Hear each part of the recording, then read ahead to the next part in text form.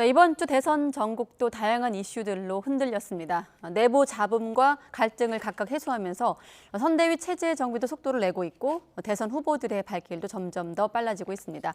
오늘은 박창환 장한대 교수, 또 이종훈 정치평론가 두 분과 함께하겠습니다. 안녕하십니까? 안녕하세요.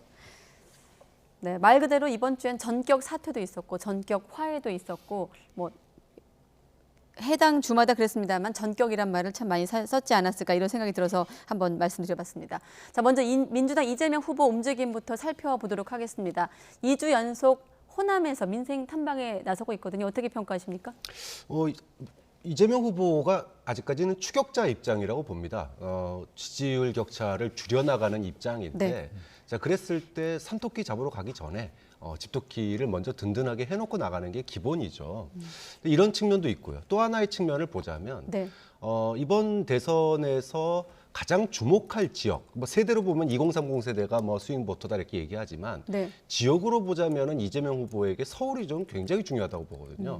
서울에서의 지지율 격차가 줄어들고 있지를 않습니다. 그리고 서울을 공략하는 방법이 정책적인 이제 공략도 해야 되고 여러 가지 노력을 해야 되겠지만 호남에서 부는 바람이 사실은 서울에까지 영향을 미칠 수 있는 측면들도 굉장히 있거든요. 이런 두 가지 관점에서 호남을 좀 2주 동안 집중 공략하고 있는 거 아니냐 이렇게 해석해 볼 수 있을 것 같습니다. 네, 특히나 전북 지역에 대한 차별론을 거듭 제기하면서 이런 표현이 나왔어요. 흑사리 껍데기, 그 화투 용어 아닙니까? 네, 어떻게 나온 말입니까? 그러니까 이제 이재명 후보도 얘기를 했습니다만 이제 호남에서도 호남 내에서도 전북이 조금 소외되고 있다라는 이제 얘기가 그동안에 이제 많이 있었던 거고요. 이제 그런 이제 민심을 좀 반영해서 이제 이 전북 지역을 좀 특별히 이번에 좀 챙기겠다. 이제 그런 의중을 이제 내비친 건데 조금 전에 이제 설명하신 것에 조금 더 보충을 해서 말씀드린다면 최근 호남 그 민심이 예전 같지 않다는 거죠. 그러니까 특히 그 MZ 세대 여론이 과거 같은 그런 지역주의에 별로 그렇게 영향을 많이 안 받는다 그럽니다. 네. 그래서 지금 의외로 윤석열 후보에 대한 지지율이 호남권에서 높게 나오는 편이에요. 과거에 이제 이 보수 정당 후보들에 비해서 이제 이런 부분에서 조금 이제 위기감을 느낀 거죠. 그래서 일단은 이제 이 집토끼부터 확실하게 좀 단속을 해놓고 그 다음에 이제 외연 확대를 하더라도 좀 해야겠다 이런 생각을 좀 일단 가지는 것 같고요. 네. 이제 그러면서도 제가 보기에는 계속 투트랙 전략을 써요. 그러니까 행보는 이제 주로 호남 지역을 가서 계속 이제 그 현지 행보를 지금 하고 있는데요. 그러면서도 메시지는 중도를 겨냥한 메시지를 계속 내놓고 있어요. 네. 그러니까 예를 들어서 대표적으로 국토보유세 국민들이 원하면 안 할 수 있다라든가 네. 또 재난지원금 부분도 이제 있었던 거고 또 조국 전 장관 사태와 관련해서도 사과 발언을 내놓기도 하고 그래서 이 메시지 정치는 중도 지향적인 정치를 하면서 몸은 이제 호남에서 가서 텃밭을 다지는 그런 투트랙 전략을 지금 쓰고 있는 것으로 일단 그렇게 보입니다. 네. 참고로 저도 자막에 들어있어서 사실 낯선 단어인데 찾아봤더니 이제 화투 용어고 하찮은 것을 좀 속되게 이르는 말. 저처럼 모르시는 분들을 위해 제가 첨언을 했고요. 자, 비판의 날을 윤석열 후보를 향해서 세우기도 했습니다. 잠깐 또 들어보시죠. 네, 어떤 말을 했을까요? 한번 들어보시죠. 얘는 가까우니까 봐주고 있는 죄도 덮어주고 이거 밉다 이거 없는 거 만들어가지고 가짜로 해서 기소시켜서 2년씩 3년씩 재판으로 고생시키고 그거는 권력을 남용하는 거고 주권자에 대한 배신입니다. 네, 윤석열 후보를 겨냥한 발언인데 좀 어떤 점들을 얘기하고 싶었던 걸까요?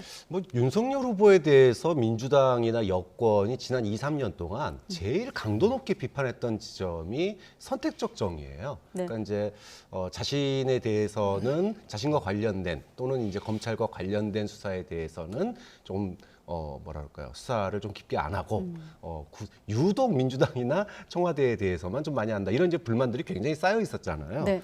예를 들어 한명수 모해 위증 교사 관련된 축소 수사 문제라든지 또는 이제 이재명 후보는 또 그런 것도 얘기하고 싶었던 것 같아요. 그러니까 이제 부산저축은행 관련해 가지고 화천대유 부실 수사 문제 대출금 수사 문제 뭐 이런 부분들도 얘기를 하고 싶었던 것 같은데, 근데 이게 이제 또 시기하고 맞물려 가지고 조국 전 장관에 대한 사과를 했어요. 네. 그럼 마치 이제 조국 전 장관 사과하니까 추미애 전 장관이 또 발끈했지 않습니까? 그러면은 네. 이랬을 때 과거 민주당이 뭐 고장난 라디오처럼 계속 틀었던 윤석열 후보의 네. 그 소위 그 선택적 정의, 여기에 대한 비판의 칼을 가함으로 인해 가지고 좀 지지층의 그런 어떤 반감을 완화시킬 수 있는 측면도 있고, 또 윤석열 후보의 어떤 그 공정이라고 하는 그 화두 가치에 물음표를 달 수 있기 때문에 이런 두 가지 효과를 노리는 측면들이 다 이 안에는 들어있는 거 아닌가, 이렇게 볼 수 있죠. 네, 말씀하신 대로 또 오늘 이 자리에서 추미애 전 장관 비판과 관련해선 검찰권 행사의 불공정성을 지적한 거라면서 또 그 말도 틀린 게 아니라 이렇게 덧붙이기도 했습니다. 이재명 후보가. 네. 네. 근데 이번 메시지는 제가 보기에는 조금 분명치가 않아요. 그러니까 메시지를 이제 이 선거 국면에서 내보낼 때는 좀 분명하게 좀 각을 세워서 내보낼 필요가 있는데, 앞서 들으셨던 그 발언이요. 조금 제가 보기에는 좀 각이 안 살아 있다. 그러니까 무슨 얘기를 하려고 하는지는 알겠어요. 그러니까 이제 윤석열 후보가 어찌됐건 지금 약간 좀 앞서 있는 것으로 대체로 이제 그렇게 지금 보고 있기 때문에 이제 추격하는 입장에서 이제 계속 공격을 안 할 수가 없겠죠. 그래서 네. 공격 포인트를 뭘 잡을까 아마 고민을 했던 것 같고, 그러니까 윤석열 후보 하면 이제 뭐 법치주의, 원칙주의자, 뭐 이제 이런 이제 그 지점에서 사실은 이제 국민들에게 많은 지지를 지금 받고 있는 그런 네. 측면이 있기 때문에 바로 그 부분을 공격하려고 했던 것 같아요. 이 사람 생각보다 굉장히 편파적이다. 이제 그 얘기를 하는 거죠. 그래서 공정성하고도 거리 멀고 법치주의하고도 거리가 멀고 자기 패거리 수사 이런 거 했던 사람이다라고 하는 부분을 강조하기 위해서 얘기를 했던 것 같은데, 네. 메시지 좀 설계가 약간 좀 잘못되지 않았나. 조금 더 분명하게 본인이 하고 싶은 얘기를 명확하게 이야기를 하시는 게 더 좋지 않을까 이렇게 생각합니다. 조금 더 분명하게 날을 세워야 된다. 네, 그렇습니다. 이런 말씀이셨습니다. 자, 자신의 집안 문제에 대해서도 특유의 정면 돌파 의지를 내비쳤습니다.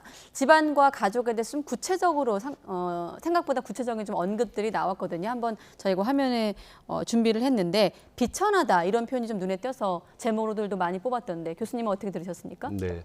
최근에 이재명 후보가 이제 뭐 사촌 조카 그 살인 사건 관련해서 구설이 있었잖아요. 예. 근데 이런저런 것들이 이제 악재로 이제 뭐 본인의 이제 말실수도 있었지만 악재로 작용하다 보니까 이런 악재를 호재로 돌릴 수 있는 뭔가 위기를 기회로 삼을 수 있는 그런 어떤 면에서의 자신의 어떤 흑수저 시절, 어려웠던 시절, 힘든 가족사 이런 부분들을 공개를 하면서 쉽게 얘기하면 뭐 개천에서 용난, 그렇게 되면은 윤석열 후보는 뭐 엘리트 집안도 좋고 또 엘리트 출신의 검사잖아요. 네. 그러다 보니까 차별성 면도 있는 거죠. 그렇게 본다면 최근에 그 가족 리스크 또는 이제 친척 리스크 이런 걸로부터 좀 벗어나면서 시각을 흑수저 대 금수저 뭐 이런 어떤 엘리트 이런 구도로 만들기 위한 뭐 그런 이제 포석을 가지고 가족 얘기를 먼저, 사실은 사촌 조카 이 문제도 언론에 터지기 전에 먼저 얘기한 거잖아요. 예. 그런 측면에서 본다면 뭐 이렇게 뭐라 그럴까요? 미리 이제 좀 포석을 깔고 분위기를 갖다가 자신에게 유리하게 만들기 위한 뭐 그런 이제 의도다, 이렇게 봐야 되겠죠. 네, 즉석 연설에서 이런 발언들이 나온 걸로 보도가 되고 있거든요. 네. 예. 네, 그 비천이란 단어까지 꼭 그 쓸 필요가 있었을까? 저는 개인적으로 그런 생각을 좀 합니다. 그러니까 뭐 본인이 이제 그런 어려운 과정을 거쳐왔다는 건 온 국민이 지금 다 아는 사실이고, 네. 그런데 그 본인이 이야기하는 이른바 비천, 비천한 가정 출신이라 그래서 그 비천한 가족이 다 정말로 그렇게 문제 있는 가족들밖에 없느냐? 그렇진 않다. 그러니까 제가 보기에는 뭐 좀 가난하게 살았다는 점을 이제 그 비천이라고 하는 그런 표현을 좀 쓴 것 같은데요.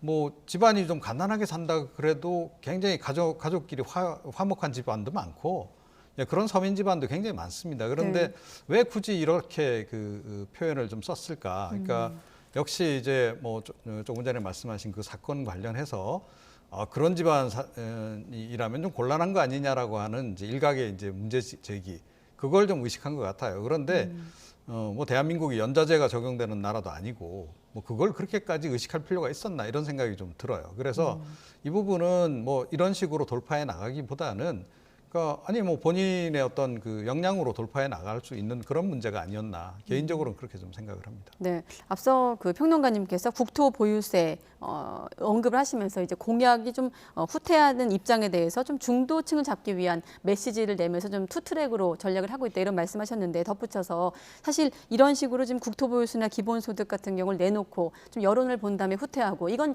윤석열 후보도 마찬가지인 것 같습니다. 이번 주 들어서 주 52시간 관련해서 노동관이 좀 지적을 받기도 했거든요.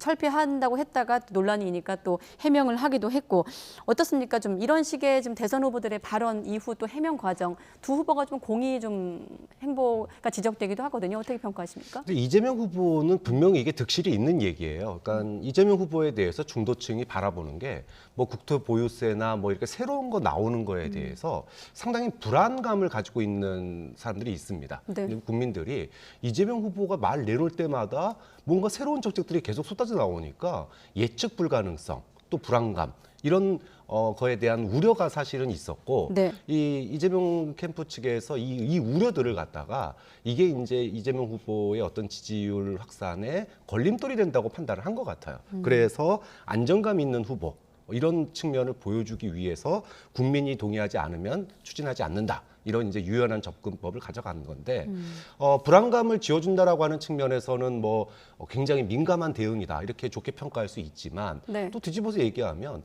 이재명 후보의 이제까지의 캐치프레이즈가 이재명은 합니다예요. 그러면 본인이 제시한 국가 비전 이거 하겠다라고 그랬을 때 뭘로 할 거냐 이게 공약이고 정책인데 그러면은 도대체 윤석열 후보가 준비 안 된 후보라고 이제까지 비판했다면 그럼 본인은 준비된 공약이 뭐냐라고 얘기했을 때 나는 이런 생각을 가지고 있는데 원치 않으면 안 할 거예요라고 얘기를 한다면 도대체 윤석열 후보와의 차별성은 도대체 어디서 나올 거냐 좀 이런 측면에서 지금 그 뭐 국토 보유세니 뭐 이런 것들에 대해서 유연하게 접근하는 것이 선거 캠페인 차원에서는 지금 뭐 먹힐 수 있을지 모르겠지만 국가 비전이라고 하는 국가 비전 달성이라고 하는 이런 측면으로 나중에 정책 경쟁, 정책 비교가 됐을 때는 이 부분이 설득력을 갖기가 좀 어려울 수 있다. 좀 그런 점에 있어서 좀 더 멀리, 좀 더 진짜 본선에서의 어떤 그 TV 토론까지 생각을 하고 이런 부분들에 대한 대응도 준비돼야 되는 거 아닌가라는 생각이 듭니다. 그러니까 지금 양쪽 후보 다 사실은 이 정책적인 측면에서는 제가 보기엔 너무 좀 준비가 안 돼 있어요. 그러니까 후보 자신도 준비가 안 돼 있고 캠프 차원에서도 제가 보기에는 네. 준비가 좀 안 돼 있는 거 아닌가. 그리고 캠프 생각 따로 이 본인 생각 따로 지금 이런 경우가 좀 곳곳에서 지금 드러난단 말이에요. 네. 그래서 후보가 그냥 의욕적으로 이야기를 했다가 나중에 이제 캠프 차원에서 검토해 본 결과 이건 문제가 있다 하니까 다시 그냥 이렇게 주워 담는 이런 식의 일들이 지금 계속 반복되고 있어요. 물론 과거에도 이런 일이 없었던 건 아닙니다. 그런데 이번 대선에서는 유독 이제 이게 좀 심하다. 그런데다가 어떻게 보면 가장 핵심 공약 관련해서도 조차 지금 이런 논란이 있다라고 하는 것은 이거는 여건 조금 좀 문제가 있다. 그래서 지금부터라도 뭐 대선 아직 이제 뭐 투표일까지 좀 남았으니까 네. 정책 라인을 최대한 가동을 해서 공약의 완성도를 좀 양쪽 다 좀 높여야 된다라고 저는 생각을 해요. 이대로 이 집권을 하게 되면 네. 제가 보기엔 어느 쪽이 집권해도 국민들이 좀 불안해할 수밖에 없을 것이다. 그렇게 생각을 합니다. 네, 두 분 다 제가 질문한 목적에 부합하는 답변을 일단 주셨는데 우리가 이번 선거를 놓고 역대 참 비호감 선거라고 규정을 하고 대담을 합니다만은 또 역대 가장 또 정책이 실종한 선거가 아닌가 싶어서 질문을 드렸습니다. 자, 이번에 국민의힘 윤석열 후보 움직임도 살펴보도록 하겠습니다. 참 이번 주는 국민의힘 입장에서 참 긴 한 주가 아니었을까 이런 생각이 드는데 이준석 대표의 갈등을 해소하고 합동 일정을 오늘은 진행을 했습니다. 발언 한번 들어보시죠. 이번 선거는 우리가 절대 져서도 안 되고 질 수도 없는 그런 선거를 만들어서 어떤 분들은 정권 탈출하고도 합니다만은 반드시 이 정권 교체를 이루어야 될 국민에 대한 의무가 있는 그런 선거라고 생각합니다.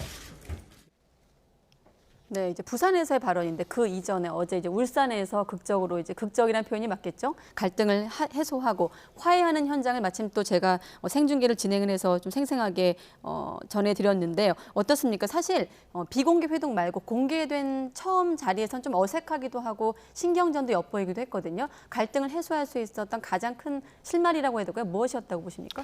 뭐 키는 역시나 김종인 선대위원장을 모셔온 거죠. 네. 총괄로 모셔왔다. 이 부분이 이제 결국은 이준석 대표의 마음을 돌리는 데 성공한 거 아니냐 이렇게 봐요. 네.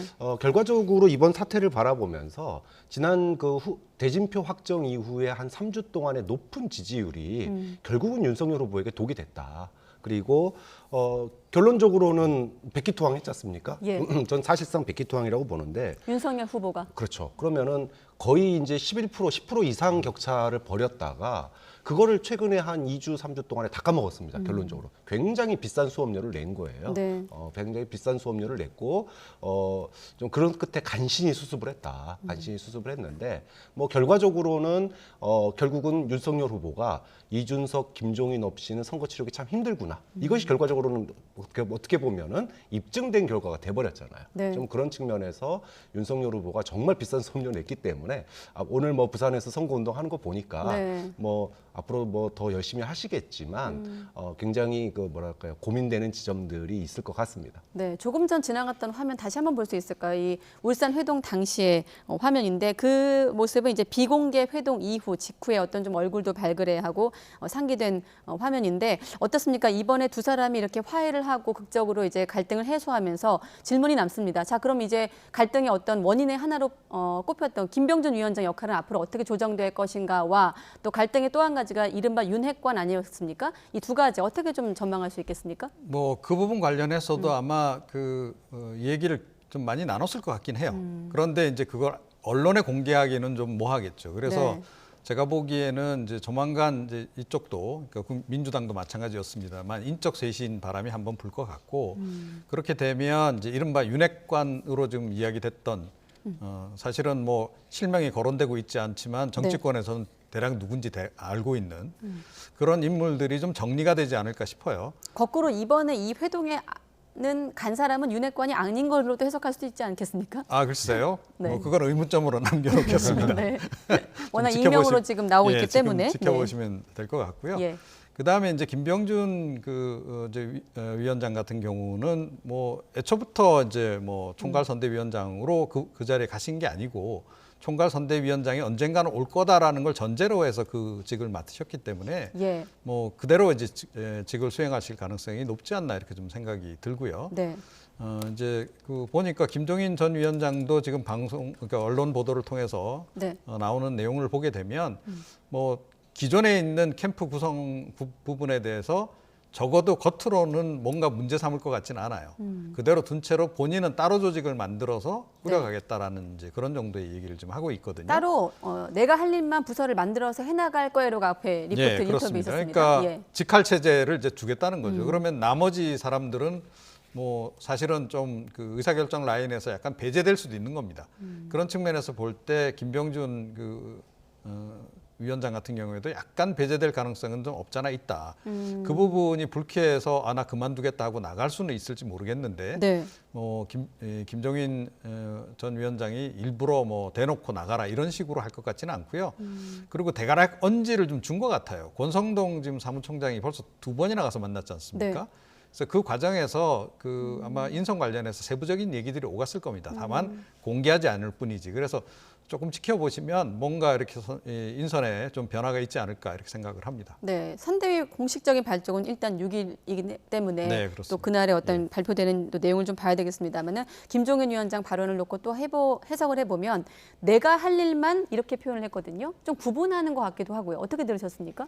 사실상 뭐 전권을 인정받았기 때문에 뭐 세세한 거 그동안에 뭐 사람 자리 이런 싸움으로 보였잖아요. 예. 뭐 누구 사람이 더 많이 들어가네 뭐 이런 역할 싸움으로 보였는데 사실은 그것보다 더 중요한 것은 선거의 구도를 어떻게 볼 것이냐 그리고 그걸 누가 주도할 것이냐의 문제였거든요. 좀 그런 측면에서 본다면 뭐 김종인 위원장이 이제 정권을 사실상 이제 받은 거나 마찬가지의 그런 상황이 됐기 때문에 네. 뭐 그런 자리나 사람에 그렇게 크게 연연할 것 같지는 않습니다. 뭐 그런 측면에서 본인이 할 일만 하겠다. 그다음에 자기가 할 일은 따로 부서를 만들겠다라고 얘기하는 것은 대대적인 무슨 뭐 인사 뭐 자리의 어떤 변화 이런 걸 줄 것 같지는 않아요. 뭐 그렇게 본다면 사실은 윤핵관도 사실 이게 그게 공개적으로 나오는 순간 가장 우려했던 사태가 터집니다. 네. 뭐냐하면 김종인 위원장을 못 모셔왔던 가장 큰 이유가 상황론 때문이거든요.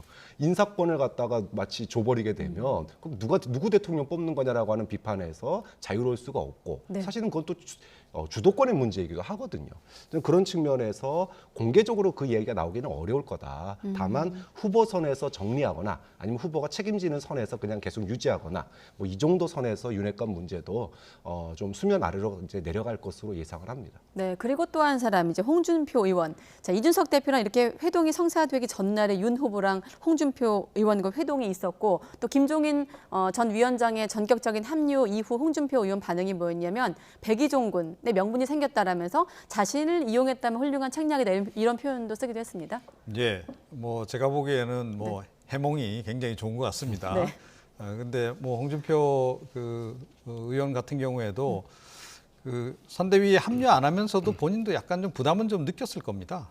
아무래도 아니 뭐 도와주지는 못할 망정 계속 이렇게 좀 후보에 대해서 반대 행보나 하고 독자 행보 계속 하지 않았습니까? 네. 청년 세대들을 겨냥한 그런 독자 행보들을 계속 해오고 이런 부분에 대해서 사실은 당내외에서 비판론이 꽤 많이 있었습니다. 그래서 그 부분을 좀 이제 의식을 좀 꽤 했겠죠. 이제 그런 상태에서 윤석열 이제 후보 쪽에서 좀 더 적극적으로 구애를 하니까 네. 이제 손을 이제 잡은 이제 그런 그 형국인데 선대위에 뭐 합류를 할지는 잘 모르겠어요. 그거는 여전히 좀 미지수로 좀 남아 있는 그런 그 상황이고 또 뭐 이 홍 의원하고 이 김종인 전 위원장과의 뭐 관계 부분도 약간 논란이 좀 되고 있는 그런 지점이 있지 않습니까? 예. 그래서 서로 거북할 것이기 때문에 좀 피할 거다 이런 얘기도 좀 있는데 뭐 그럼에도 불구하고 막 유세전에 돌입하게 되면 뭐 지원 유세 정도는 나설 가능성이 높지 않냐 이제 이런 얘기가 좀 나오는 건데요. 네. 그래서 제가 보기에는 뭐 홍 의원도 좀 현실적인 이제 판단을 좀 내리기 시작한 것 같고 이 부분도 뭐 어느 정도는 조금 그 어떻게 됐던 합의점을 좀 찾아가는 그런 과정이 아닌가 이렇게 생각합니다. 이렇게 되면 남는 거는 이제 유승민 전 의원이 되는 거죠. 네. 유승민 의원도 뭐 그대로 놔둘 건지 아니면 적극적으로 구애를 해서 함께 가는 방향으로 갈 건지 고민을 해야 될 텐데 네. 제가 보기엔 그래도 함께 가는 편이 좋지 않겠나. 사실은 홍준표 전 의원보다도 그 윤 후보 입장에서는 유승민 전 의원이 더 절실합니다. 예. 그러니까 중도로 외연 확장을 하려면 그쪽에서 상징성을 갖는 인물하고 함께 가는 것이 제가 보기에는 굉장히 그림이 좋은 그림이다. 근데 그것까지 이제 성사시켜 나갈지는 조금 지켜봐야 되겠는데 그런데 어찌됐건 최근 들어서 조금 이제 나름 정치력을 발휘하고 있는 것 같아요.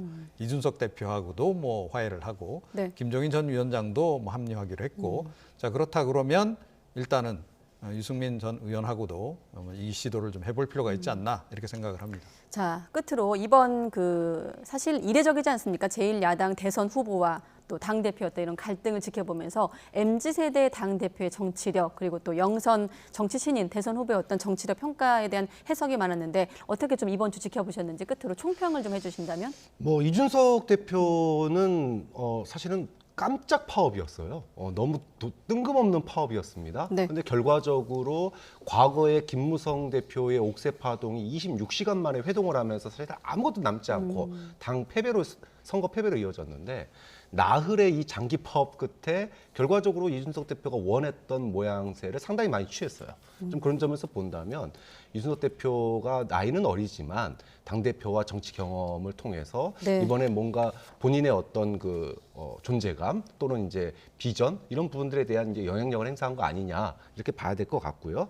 윤석열 후보는 여러모로 보나 리더십에 타격을 좀 입었다고 봅니다. 네. 뭐 본인이 결단해서 뭐 한 것 같은 모양새를 취하긴 했지만 사실 사실 그 과정에서 위기 대응 관리 능력이 네. 현저하게 문제가 있다는 게 드러났어요. 예를 들면 뭐 김종인 전 위원장과 사이가 안 좋아할 때 그 양반, 또 이번에 이준석 대표에 대해서도 리프레시, 이런 것들이 사태가 어떤 심각해지기 전에 그런 인식의 어떤 그 상황, 안이함, 이런 것들을 보여줬고, 두 번째는 인사권입니다.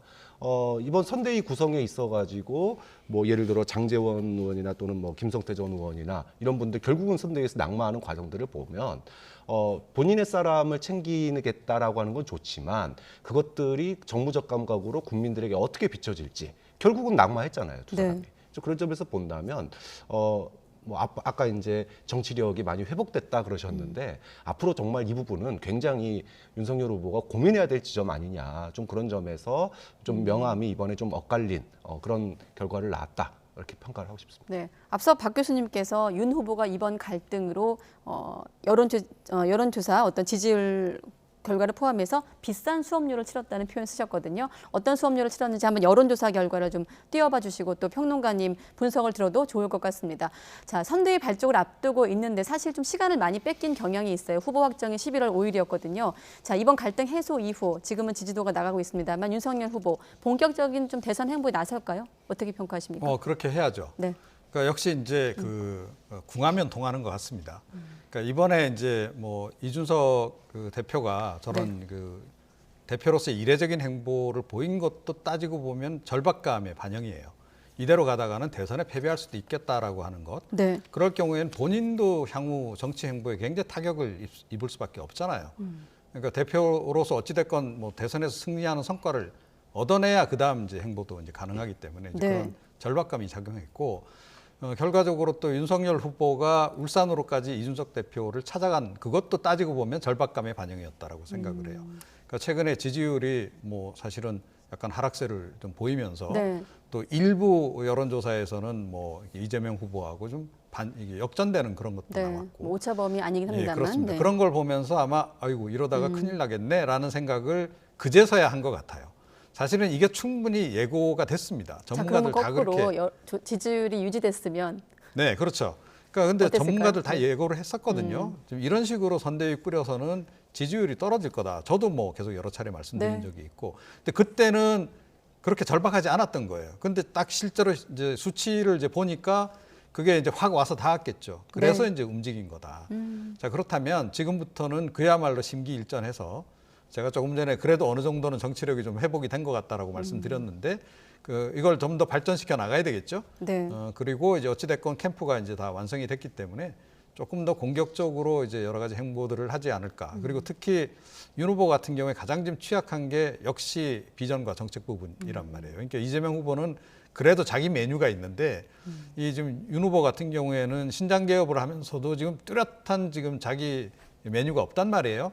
자, 그래서 국민들 앞에 빨리 그걸 선보이는 것도 좀 필요하다 이렇게 생각을 합니다. 네. 뭐 최근에 두 후보 모두 음식 프로그램에 출연했는데 일단 정책 메뉴 개발에 나서야 된다는 네, 그렇습니다. 네, 네. 평론가님 말씀으로 이어졌습니다.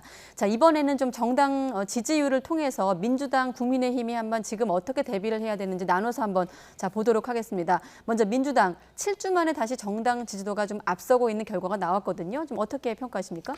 뭐 선대위 구성의 파열음이 결국은 반사 효과로 이어졌다, 이렇게 봐야 되겠죠.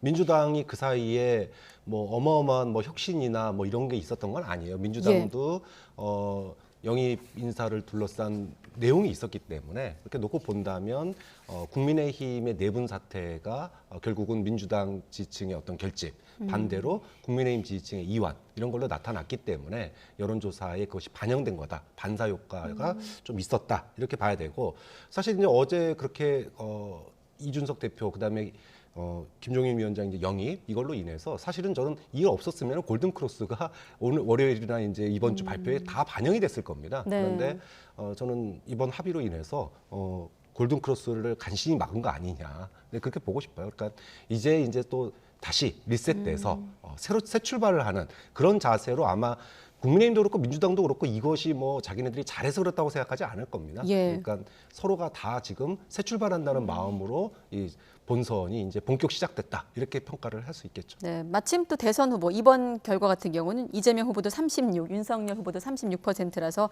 말씀하신 리셋 어떤 새 출발의 의미를 담고 있는 또 결과가 나왔는데 앞서 자막 중에 지금 다시 한번 보여주시죠.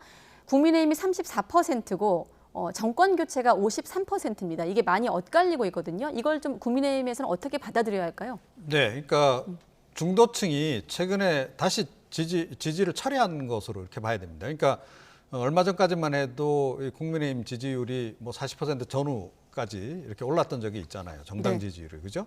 그런데 그걸 다시 까먹었단 말이에요. 예, 그런데 지금 조금 전에 말씀하셨듯이 뭐 정권 심판론이냐, 정권 교체냐, 정권 네. 유지냐라고 얘기했을 때 정권 교체에 대한 그 욕구는 여전히 강하다는 거죠. 자, 그렇게 보면 결국은 중도층 내지 이 부동층이 네. 국민의힘을 지지했다가 최근에 일련의 사태들을 보면서 이거 지지를 다시 좀 철회한, 다시 이제 그 부동층 내지는 이제 중도층으로 되돌아간. 지금 화면에 무당층으로 표현되어 네, 있습니다만 그렇게 21%. 지금 이제 예. 상황이 지금 다시 이제 반전이 된 겁니다. 그래서 제가 보기에도 좀 조금 전에 말씀하셨듯이 이제 양당 다 원점에서 어떻게 보면 핵심 지지층들만 딱 갖고 있는 상태에서 지금 중도층을 서로 잡기 위해서 다시 한번 치열하게 경쟁을 벌여야 되는 그런 국면으로 지금 전환이 되고 있다, 이렇게 생각을 합니다. 자, 이번 조사 결과에 좀 반영이 됐는지까지는 제가 잘 모르겠습니다만 아무튼 민주당 입장에서도 영입 1호 인사에 대한 어떤 논란이 있었고 사퇴라는 결과를 낳았습니다. 어떻습니까? 좀 사생활 논란을 겪었고 뭐 결론이 사퇴로 이어졌습니다. 이번 과정 지켜보시면서 선대위 참여 인물에 대한 좀 검증 어떻게 좀 보고 계십니까? 저는 그 공직 후보자도 아니고 공직 예. 후보자 부인도 아닌데 검증이라는 미명하에 너무 과도했다라고 평가를 하고 싶어요. 예. 사실 정치권에 새로운 인물들이 선거 캠페인에 연루되거나 정치권에 발을 담을 때 그게 꼭 출마할 필요는 없습니다.